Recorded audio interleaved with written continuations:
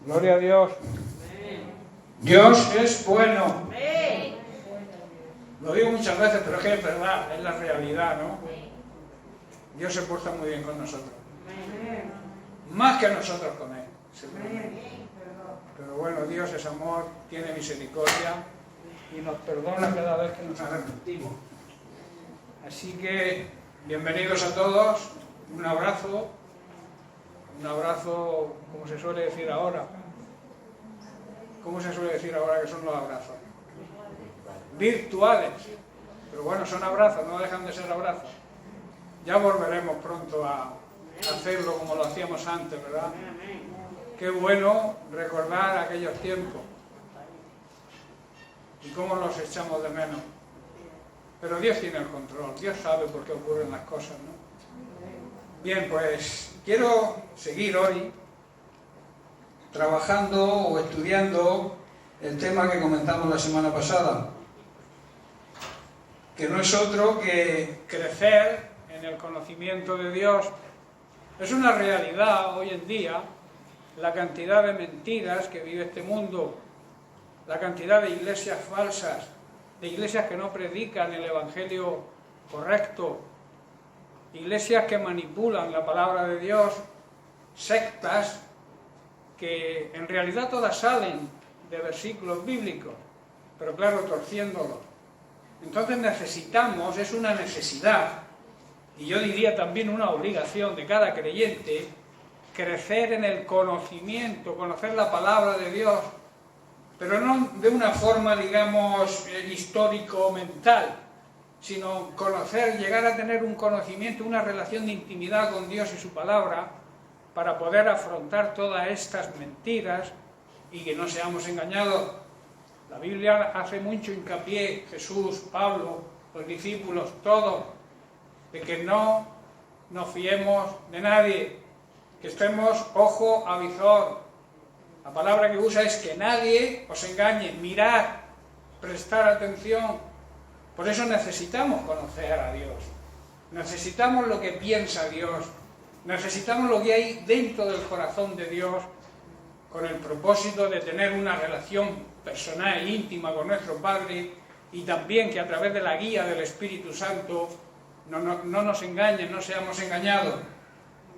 Entonces estábamos tratando, para desarrollar el tema, estábamos tratando parte de la primera carta del apóstol Pablo a los tesalonicenses.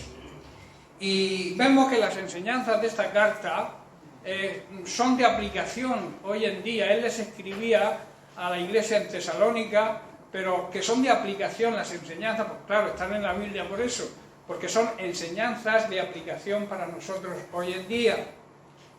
Vimos algunas de ellas, quiero hacer un pequeño resumen de lo que compartí la semana pasada. Vimos que en primer lugar el apóstol Pablo recuerda que la persecución que estaban sufriendo la iglesia, incluso de sus propios conciudadanos, de los propios judíos, aquellos que rechazaron a Jesús y lo crucificaron, se oponían incluso a los verdaderos discípulos.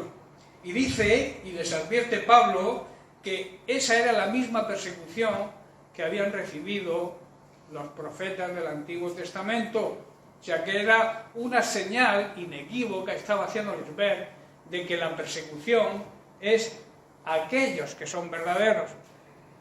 Los que no son verdaderos nadie los persigue, pero la verdad siempre ha sido perseguida. Persiguieron a Jesús. Jesús pasó por una serie de sufrimientos y Él no hizo nada malo. Todo lo que Jesús hizo es hacer el bien, predicar el evangelio de salvación, enseñar el camino hacia el Padre, hacia la salvación, y luego Él se presentó como ese cordero inmolado necesario, sacrificio necesario para quitar el pecado del mundo. Él no hizo nada malo, en cambio fue perseguido por los contemporáneos suyos. No lo aceptaban, los fariseos, los escribas, siempre se oponían a él y a sus enseñanzas. Pero debemos tener en cuenta que la persecución, como he dicho antes, muestra la verdad, muestra la realidad de que somos cristianos auténticos y verdaderos. Decía yo la semana pasada que si no eres perseguido tienes un problema. La persecución es un problema, ¿no?, en sí, pero el no ser perseguido es un problema todavía más serio, porque te conviertes, como yo suelo decir, en un cristiano camaleón, un cristiano que se amolda a las circunstancias que le rodean, se protege de sus enemigos escondiéndose, haciendo lo que ellos hacen, pero no es la misión de la Iglesia esa. La misión de la Iglesia es ser luz. Y ser luz significa tener conocimiento de la verdad. Y si no tienes conocimiento de la verdad, no puedes ser luz a nadie. Porque la luz que vas a transmitir es una luz tenue, es una luz en tinieblas. Porque no es la luz verdadera. Jesucristo ya lo dijo, yo soy la luz verdadera. El que me sigue a mí, no a ninguna secta, no a ningún apóstol falso, no a ningún ser humano por ahí que se levante con mentiras y con engaños. Tenéis que seguirme a mí, imitarme a mí, dijo Jesús. Entonces la verdad auténtica y personificada en Jesucristo fue perseguida. Fue perseguido Pablo, vimos la lista de cosas que le sucedieron a Pablo. Y vemos también la historia de muchos de los discípulos, cómo fueron asesinados. Y muchos creyentes, hermanos nuestros, de aquella época, murieron en el circo romano, defendiendo la verdad. Nadie los convenció de una mentira. Hoy en día la gente es muy fácil de convencer. Sale por ahí cualquier cantamañanas, cualquier falso profeta diciendo una barbaridad, un disparate, y la gente le sigue. Y los primeros discípulos morían en el circo por defender la verdad. Eso tiene que ser de aplicación para nosotros hoy. Y la verdad es Jesucristo. Y si no estás en Jesucristo, no sigues sus enseñanzas, no haces lo que Jesucristo dice en su palabra, no eres un verdadero cristiano, no sigues a Cristo, no imitas a Cristo. ¿Qué es de lo que se trata? Por tanto, vemos, hoy en día también los hermanos están siendo perseguidos, igual que los persiguieron en la iglesia primitiva. Hoy muchos países, más de 50 países en este mundo, están sintiendo o recibiendo una persecución tremenda. Están muriendo, están matando a las personas, a los creyentes, a los hermanos nuestros, hoy en día, en la actualidad. En Corea del Norte, yo he hecho aquí una lista de los 10 países más perseguidos hoy en día. Está Corea del Norte, Afganistán, Somalia, Libia, Pakistán, Eritrea, Yemen, Irán, Nigeria, India. En todos esos países son los 10 países de más persecución. Hoy, en el año 2021, la gente está muriendo. Y está muriendo y mueren gozosos y nadie los convence de la mentira. ¿Por qué? Porque son cristianos que tienen conocimiento de quién es Dios, tienen conocimiento en quién creen y en lo que creen, porque han sido instruidos por la palabra de Dios, han estudiado, han meditado, han profundizado y han aceptado a la palabra de Dios como Dios la dice y la dicta, no como he dicho antes, con cualquiera por ahí que levanta una doctrina falsa. Enseguida mucha gente los cree y los sigue. Y es como un veneno que se mete dentro de la sangre y cuesta mucho sacarlo. Por eso, ojo, mirad, estar atentos, vigilantes, que hoy en día, que es una señal también de los últimos tiempos, se levantarán, dice la Biblia, falsos maestros, falsos cristianos, falsos hermanos, falsos apóstoles, falsos pastores, que intentarán engañar. Son enviados de Satanás. Son ovejas disfrazadas, o sea, lobos disfrazados de ovejas, que cuando te descuidas se quitan el disfraz y te devoran con su mentira y su engaño. Pablo también afirma que seremos perseguidos incluso desde dentro de la misma iglesia. Habrá personas que criticarán todo lo que hagas. Habrá personas que cualquier cosa que hagas, si lo haces de una forma te van a criticar. Si lo haces de otra forma te van a criticar también. El otro día veía yo un dibujito, no sé si en internet, que iba a un matrimonio de ancianos subido en un burrito y pasan por la plaza del pueblo y los que estaban allí dicen, vaya tío abusones, cómo abusan del burro. los dos subidos encima del burro. Al siguiente día pasa el hombre solamente subido en el burro y la mujer andando al lado. Dice que qué tipo más machista. Se sube al burro y a la mujer la deja andando. Al siguiente día lo hacen al revés, pasa montado ella. Y ya le dice, mira qué mujer, qué poco considerada con su esposo. Vaya a montar el burro y el marido ahí detrás. Al siguiente día pasó el burro sin nadie y los dos al lado del burro. Y dijeron, mira que son idiotas, no se suben al burro y van andando.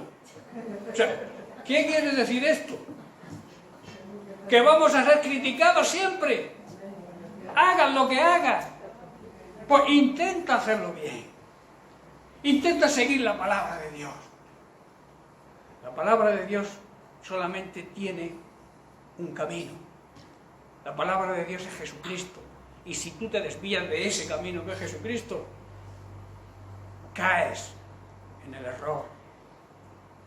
Caes en las artimañas del mismo diablo, que lo que quiere es destruirte, matar tu vida, destruir tu vida física y también tu vida espiritual, destruir tu casa, tu hogar, tu familia, destruir tu relación con todo el mundo. Ese es el trabajo de Satanás.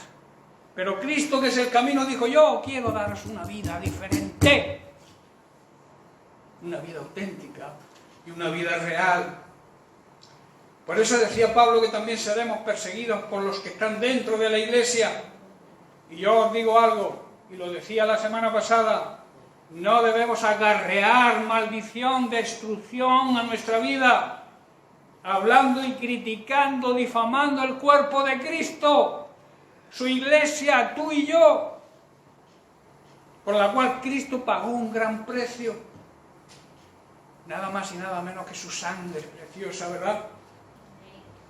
Hermanos, la misión de la iglesia es evangelizar, pero la evangelización no va a dar efecto, no va a tener efecto si primero no hay una buena intimidad y una relación dentro de la iglesia. ¿Cómo nos tratamos entre nosotros, entre la familia de Dios que somos? Si tú arreglas primero la situación de la iglesia, podrás ser testimonio a la gente del mundo, a la gente de ahí afuera. No pretendas evangelizar a nadie si andas difamando a la iglesia, si andas criticando a tu pastor, si andas hablando mal, o no te hablas con tu hermano, no te hablas con fulanico, aquel no me cae bien, este me cae peor. La gente no vas a impactar, tu evangelización no va a ser, que es tu trabajo como creyente, no va a ser efectiva, como tratábamos las semanas anteriores sobre el tema de la evangelización efectiva. Debemos aprender y debemos arreglar las cosas de dentro para poder ser influencia a los de afuera. Por eso la Biblia nos advierte que tenemos que barrer primero nuestra casa por dentro y cuando esté limpita, intentar limpiar la casa de los vecinos. ¿Estáis comprendiendo, hermano? Bueno, la segunda enseñanza que vamos a tocar hoy es la siguiente. Pablo escribe esta carta a los tesalonicenses como una instrucción, como una exhortación sobre la vida santa que debe llevar la iglesia para poder ser recibidos por Jesucristo cuando regrese de nuevo. Sin santidad no vamos a ver a Dios. Si tú estás esperando a Jesucristo para irte con Él para siempre, pero no vives una vida de santidad, Él vendrá, pero tú no lo verás. No podrás verlo, no podrás percibirlo. Dicho de otra manera para que lo entendáis, no os vais a dar cuenta cuando el Señor venga y arrebate a su iglesia. Vais a seguir en vuestros estreses, en vuestros trabajos, en vuestra religiosidad quizás, pero no vais a percibir que Jesús viene.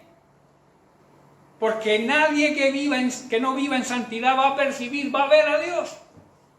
Y Jesucristo es Dios. Y cuando venga Jesucristo a recoger a su iglesia, tiene que encontrar una iglesia pura, limpia, blanca, resplandeciente, merecedora del esposo. Yo no me imagino en una boda a la novia sin peinar, con el vestido sucio, lleno de harapos, que llegue a la iglesia donde está el esposo esperándole cuando entre por la puerta y dirá, no, yo no me caso con eso. ¿Queréis que Jesús diga eso cuando venga a esposarse con nosotros su iglesia? Dirá, no, yo con esa iglesia no quiero tratos, yo quiero una iglesia limpia, pura, blanca como el lino fino y resplandeciente, que alumbre, que sea luz. En Mateo capítulo 24, Jesús deja bien claro sobre este evento, su segunda venida. Después de mostrar una serie y una lista de acontecimientos y de señales que iban a ocurrir antes, Jesús dice en el versículo 30, y entonces, al final, aparecerá en los cielos la señal de que el Hijo del Hombre viene, y habrá un profundo lamento entre todos los pueblos de la tierra.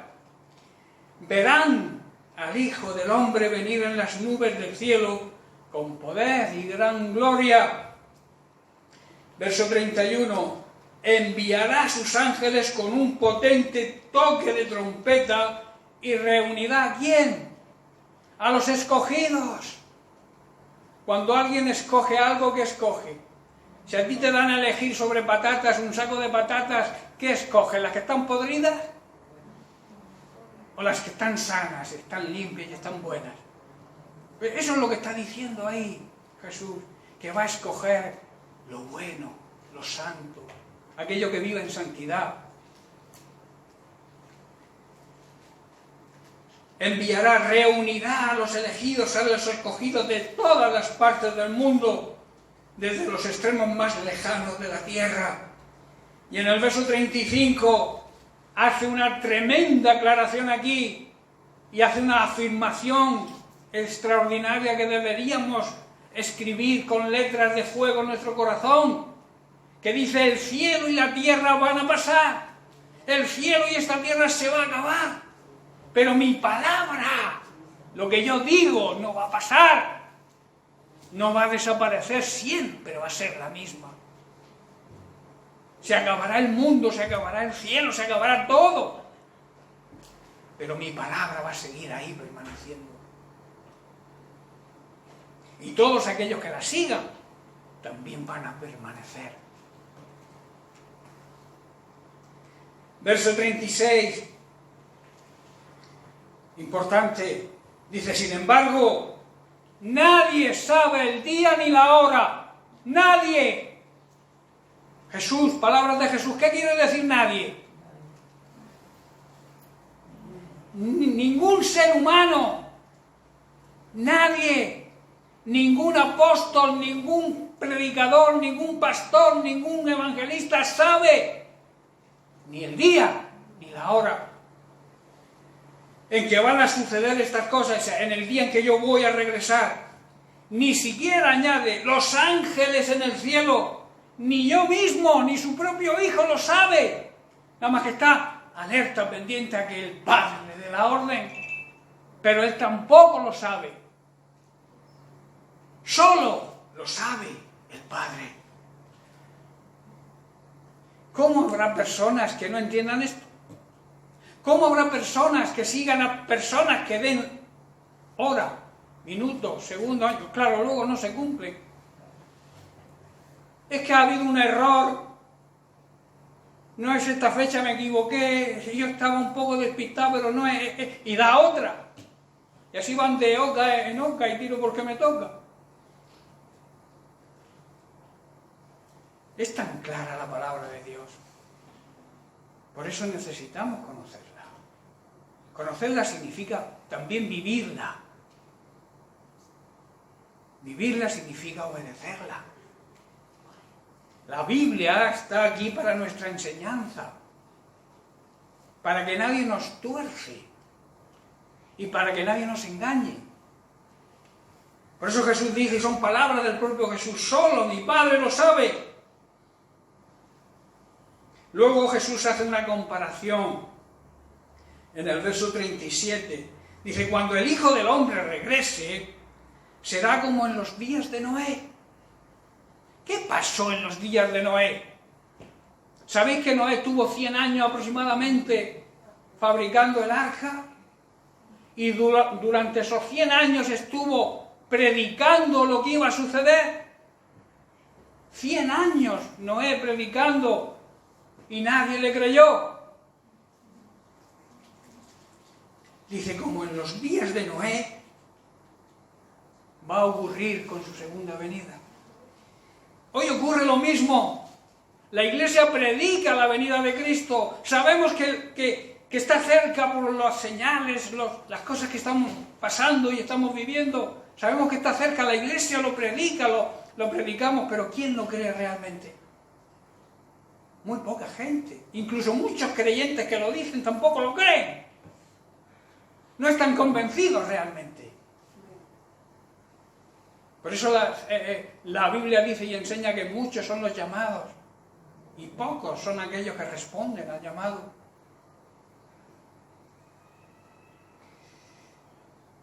Y dice lo que pasaba en los días de Noé, en el 38. Dice, en esos días, antes del diluvio, la gente disfrutaba de bacanales, de banquetes, de fiestas, de casamientos. Parece un calco de lo que está ocurriendo hoy, ¿verdad? Parece exactamente todo lo que está ocurriendo en el mundo hoy en día, la gente del mundo, la gente mundana, la gente que no cree en Dios, la gente que no acepta a Dios, vive así. La Iglesia predica, le dice, arrepentíos, que ahí, venga, que el Señor viene pronto, que tenemos que estar preparados. Y la gente se ríe, te ignora. Gloria a Dios por los pocos que aceptan. Pero hay muchísimos que no aceptan el mensaje de la Iglesia hoy en día. Y entonces dice, hasta el momento en que Noé entró en su arca, verso 39, la gente no se daba cuenta de lo que iba a pasar. Se preocupaban solo de su vida terrenal.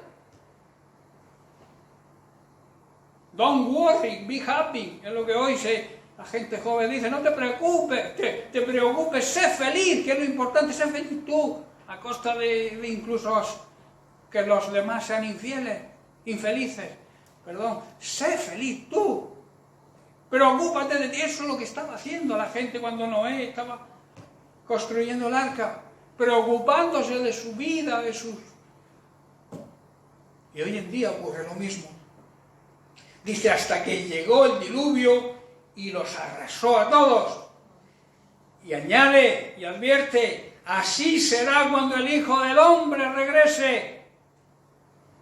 Nadie lo va a estar esperando salvo su iglesia verdadera. Ese pequeño rebaño que Dios ha escogido para que cuando Él venga se vaya con Él y esté con Él para siempre. Sigamos con la enseñanza de Pablo en el capítulo 3 de Primera de Tesalonicenses, que recordáis es donde estamos trabajando, en donde estamos estudiando el tema. En el capítulo 3, a partir del 12 dice, y el Señor, dice Pablo, os haga crecer y abundar en amor. ¿Sabéis que el amor es la base, el pilar de la santidad? Para que tú puedas ver a Dios, para que tú puedas vivir una vida santa, tienes que basarla en el amor. Pero no en cualquier amor, porque el amor, hoy en día hay muchos tipos de amor y la mayoría son amores egoístas. Amores que te dicen, dame porque me quieres. No, te doy porque te amo. Que eso es lo que hizo Jesús, ¿verdad? Darse por completo. El Padre dio al Hijo, a su Hijo más querido, a su único Hijo. Pero el Hijo se entregó, se dio por nosotros. Y a nosotros. Dice, crecer y abundar en amor unos para con otros y para con todos. Quiere decir, amor interno dentro de la congregación, dentro de la iglesia, dentro de la familia de Dios y también con los de fuera. No debemos ser egoístas y amarnos a nosotros mismos. Debemos amar también lo que Dios ama. Y Dios ama a toda su creación y quiere que todos se arrepientan y puedan ser salvos. Dice el verso 13, para que sean afirmados vuestros corazones irreprensibles en santidad delante de Dios nuestro Padre en la venida de nuestro Señor Jesucristo con todos sus santos, con todos sus elegidos que ya partieron con Él. Pablo está diciendo que Él, el Señor, como resultado de ese crecimiento espiritual, de ese abundar en el amor verdadero, de esa vida de santidad, nos va a fortalecer nuestro espíritu, lo que realmente somos, para que ese espíritu esté sin culpa y sea santo, apartado para un uso divino. Cuando tengamos que presentarnos delante de Dios nuestro Padre, cuando nuestro Señor Jesucristo regrese con todos los santos. Qué tremendo, ¿verdad? Tenemos que, luego dice, como veremos, que tenemos que exhortarnos y animarnos los unos a los otros con estas palabras. Porque esto a mí me transmite paz, esperanza, gozo. El saber que el verdadero cristiano, la verdadera iglesia del Señor, siempre va a estar con Cristo. Estamos aquí en este momento porque Él vive dentro de nosotros. Y cuando Él regrese, nos vamos a ir con Él. Eso debería darnos gozo y alegría y felicidad y todo lo que... y esa esperanza de que Dios siempre cumple sus promesas. Como dije antes, la carta del apóstol Pablo a los tesalonicenses es de aplicación a muchas situaciones de hoy en día en nuestra vida.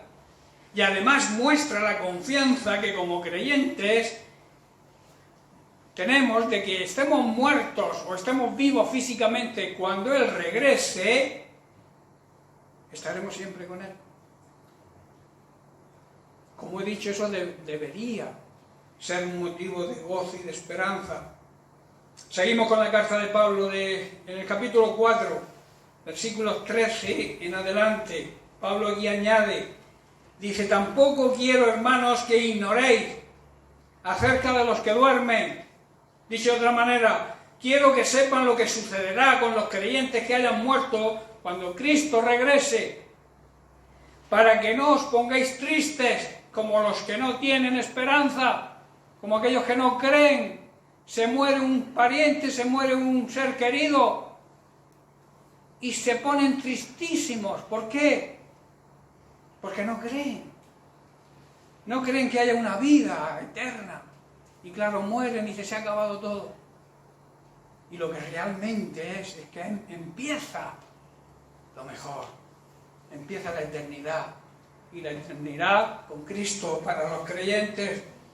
Dice, no os pongáis tristes como los que no tienen esperanza, como aquellos que no creen.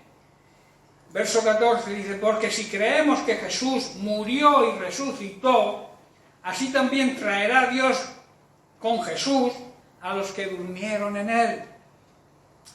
Está diciendo que cuando Jesús regrese, Dios traerá con Él a los creyentes que hayan muerto físicamente, a los que ya han partido, como se suele decir en el argot evangélico, los que han partido con el Señor. Verso 15, por lo cual os decimos esto en palabra del Señor, que nosotros que estemos vivos, que vivimos, que habremos quedado hasta la venida del Señor, no precederemos a los que durmieron. Dicho de otra manera, los que todavía estemos vivos cuando el Señor regrese, no nos encontraremos con Él antes de los que ya han partido. O sea, que los que ya han partido tienen prioridad sobre los que estemos o los que queden cuando el Señor venga y estén vivos físicamente. Y entonces nos juntaremos todos con Él, nuestros parientes que han fallecido en el Señor, toda nuestra familia cristiana, y todos nosotros nos encontraremos juntos en el cielo, en las nubes, con nuestro Señor y Salvador Jesucristo. Qué tremenda promesa, ¿verdad? Y qué gran esperanza nos transmite esto. Dice el verso 16, porque el Señor mismo con voz de mando, con voz de arcángel y con trompeta de Dios, descenderá del cielo y los muertos en Cristo resucitarán primero. Verso 17, luego nosotros los que estemos vivos, los que hayamos quedado, seremos arrebatados juntamente con ellos en las nubes para recibir al Señor en el aire, y ahí estaremos siempre con el Señor. El verso 18 dice, por tanto, alentaos, anímense, porque esto es un motivo de gozo los unos a los otros. Hermanos, yo cuando estaba preparando este estudio y ahora que estoy transmitiéndolo, estoy predicándolo, me llena de gozo estas palabras. Me llena de esperanza. Yo espero que a vosotros también, que recibáis el mensaje y sea un mensaje de alegría, de gozo, de alegría en el alma y de esperanza en que Dios cumple sus promesas. En la iglesia de Tesalónica había algunos malentendidos, le faltaba quizá conocimiento acerca del regreso de Cristo. El enfoque, por tanto, y el interés de Pablo en su carta es aclarar este tema, entre otros temas que luego en la carta aclara, pero estaba muy interesado en aclarar este tema. En el capítulo 5, a partir del 1 dice, pero acerca de los tiempos y de las ocasiones, o sea, respecto a cómo sucederá la segunda venida de Cristo, no tenéis necesidad, hermanos, de que yo os escriba, porque vosotros sabéis perfectamente que el día del Señor, el día en que el Señor regrese, vendrá así como ladrón en la noche. Nadie sabe cuándo va a atacarnos un ladrón, ¿verdad? No te pone un anuncio, ni te manda un WhatsApp, ni te manda un correo electrónico, ni te pone una notita en la puerta de que a tal hora voy a ir a robar a tu casa, ¿verdad?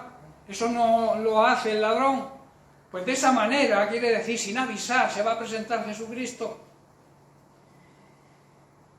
Y dice que cuando digan paz y seguridad, cuando veamos que todo está, digamos, tranquilo, entonces vendrá sobre ellos destrucción repentina. Y añade, como los dolores a una mujer encinta.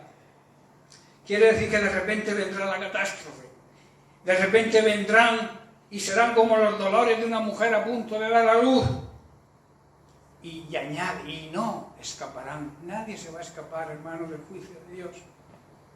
Por mucho que corra, no te puedes salir de esta tierra, ¿verdad? Y el juicio va a todos los habitantes de la tierra.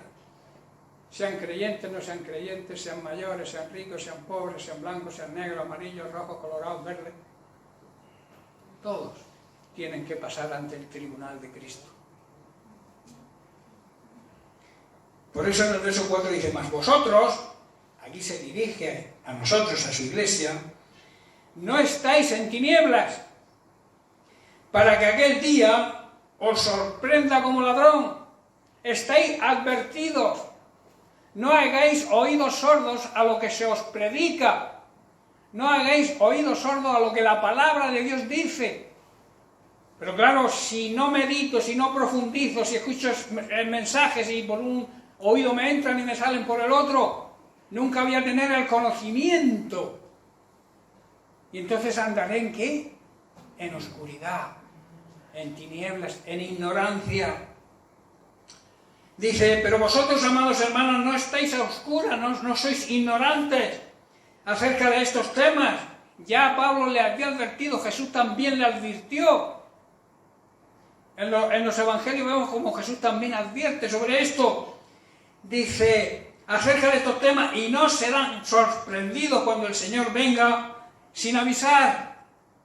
Verso 5. Dice, porque todos vosotros sois hijos de la luz e hijos del día. No somos de la noche. O sea, no pertenecemos a la oscuridad. No somos ignorantes porque se nos está enseñando y se nos está enseñando bien sobre todos estos temas. ni tampoco sois de las tinieblas, o sea, no andáis o no deberíais andar en pecado. Vosotros, si sois la iglesia verdadera, no podéis, que está diciendo Pablo, no podéis andar en pecado, no podéis vivir en pecado. Y luego dice, verso 6, por tanto no duermas como los demás, sino velemos, mantengámonos alerta, vigilantes, estemos en guardia y seamos sobrios, lúcidos, espabilados, como se suele decir por esta tierra. Que nadie nos coja por ignorancia y por esa ignorancia caigamos en la mentira del diablo. Hermanos, concluyo ya este punto. No sabemos cuándo va a regresar Jesucristo. Lo que sí sabemos es que va a regresar y que lo hará por las señales que estamos viendo bien pronto. Por eso debemos estar preparados. Debemos estar, como yo suelo decir, con las maletas preparadas, hechas, para que cuando el Señor suene la trompeta, coja mi maleta, listo y preparado. ¿Qué quiere decir coger la maleta? ¿Qué significa? Poner tu vida en orden de una vez. Arreglar tu situación si no está de acuerdo a la palabra de Dios. Hazlo ya. Porque las señales están ahí, el Señor viene pronto. ¡Espabila! Toma la decisión ya de servir y de seguir a Dios como Él se merece. Porque si no te vas a quedar aquí. Y lo peor, la condenación eterna. Si partes, si mueres en esa condición. No sé si estoy hablando claro. Pero eso es lo que la Biblia enseña. Que estemos preparados. Y prepararse significa, vuelvo a repetir, poner mi vida en el orden que no llevo y en el orden que exige la palabra de Dios. Analiza tu vida, examinándonos a nosotros mismos, dice la palabra de Dios.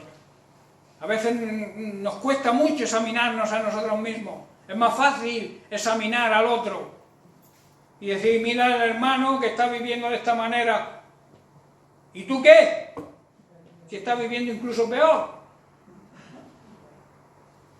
Analicémonos a nosotros mismos y tomemos la decisión de una vez por todas de arreglar la situación, de arreglar las maletas, de preparar las maletas, para que cuando el Señor venga no tenga ningún inconveniente en decir, venid a mí, benditos de mi Padre, y no te diga, maldito al fuego eterno. Dios es amor, Dios te ama, ama toda su creación, pero también es justo. Y la justicia de Dios implica dar a cada uno lo que merece. Si no, no sería una justicia a imitar. Sería una falsa justicia. Que nadie te convenza de que Dios es bueno, nos ama a todos, incluso a los pecadores. Esa es la verdad.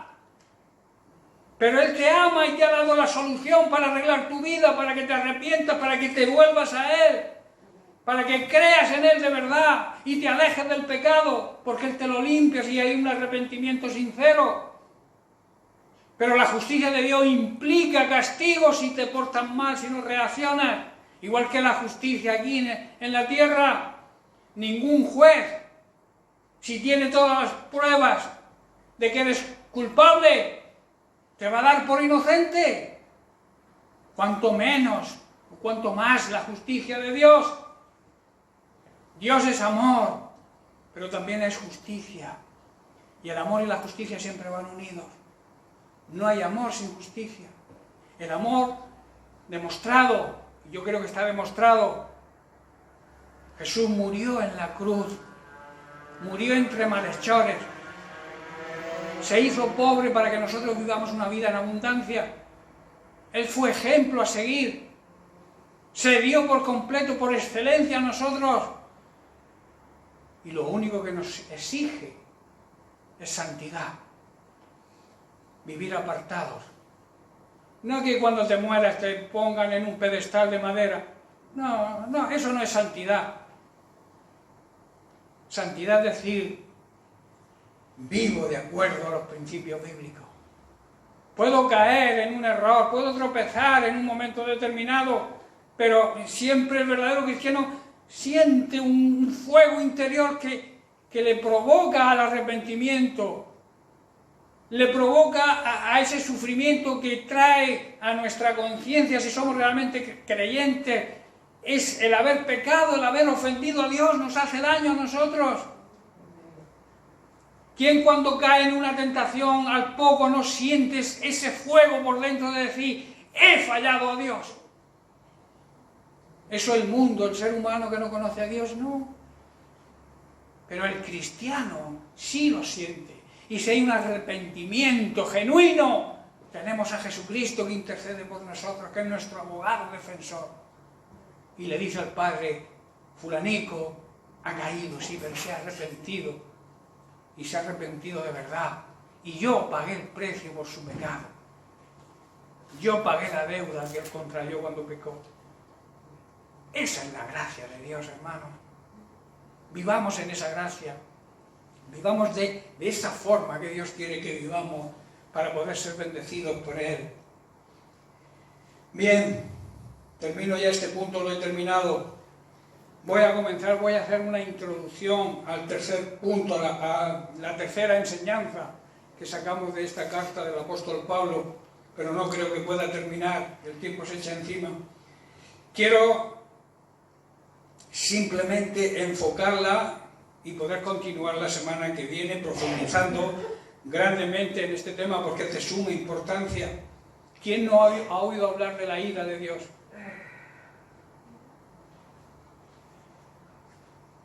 ¿Quién incluso se predispone en contra de Dios porque Dios tiene ira? La ira no es buena, ¿verdad? Pero hay una ira que es santa, que es la ira de Dios. El hombre y el Dios y el ser humano son propensos a la ira.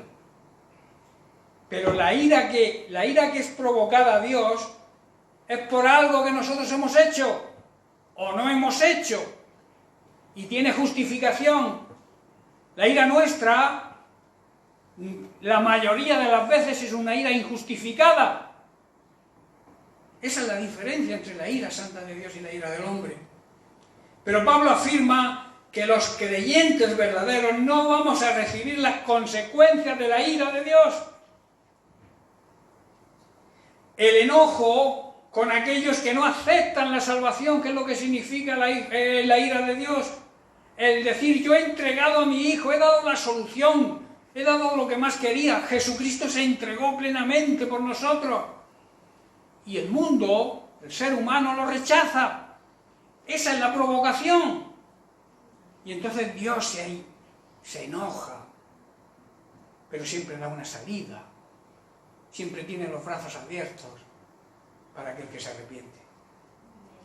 La ira santa, en definitiva, es la respuesta emocional a que Dios percibe el mal y la injusticia, y eso se traduce en un enojo, en una, digamos, indignación, o cólera también se podría llamar, o irritación.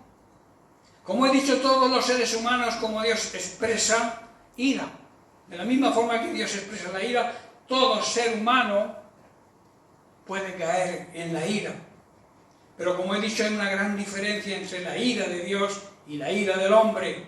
La ira de Dios es santa y siempre justificada. La ira del hombre nunca es santa y pocas veces, rara vez, justificada. Quiero concluir diciendo que la ira de Dios es algo terrible y aterrador para aquellos que rechazan a Jesucristo, para aquellos que rechazan el regalo de la salvación, para aquellos que Dios, al pagar el precio, no reciben eso como un regalo, como algo precioso, algo de gran valor. Lo más importante que un ser humano pueda recibir es eso precisamente, la gracia de Dios, Jesucristo. Y cuando recibimos a Jesucristo, todo lo demás no importa. Y entonces la ira de Dios vendrá sobre aquellos que no han aceptado a Jesucristo como Señor y Salvador, pese a que han recibido la palabra y no la han aceptado. Porque ¿cómo se recibe a Jesucristo? ¿Con una frase? ¿Con un acepto a Jesucristo como Señor y Salvador y me arrepiento de mis pecados? Sí, eso es una declaración pública de que has aceptado a Cristo. Pero aceptar significa reconocer la palabra de Dios. Porque Jesucristo es el verbo hecho carne, es la palabra de Dios. Cuando tú vas en contra de la palabra de Dios, cuando tú no obedeces la palabra de Dios, estás rechazando a Cristo. Aunque hayas levantado la mano en un culto o en una reunión y hayas dicho acepto a Jesucristo, pero luego no lo obedeces, es una parafernalia, como yo digo. Es un acto, digamos, religioso. Es una ceremonia el levantar la mano. Hay que levantar el corazón y decir desde ahora en adelante me dedico a cumplir y a seguir a Jesucristo obedeciendo totalmente su palabra. Eso significa aceptar a Cristo, aceptar lo que la Biblia dice, aceptar la palabra de Dios y obedecerla, ponerla por obra. Amén. Amén. Bien, pues lo dejamos aquí y seguiremos la semana que viene. Dios les bendiga.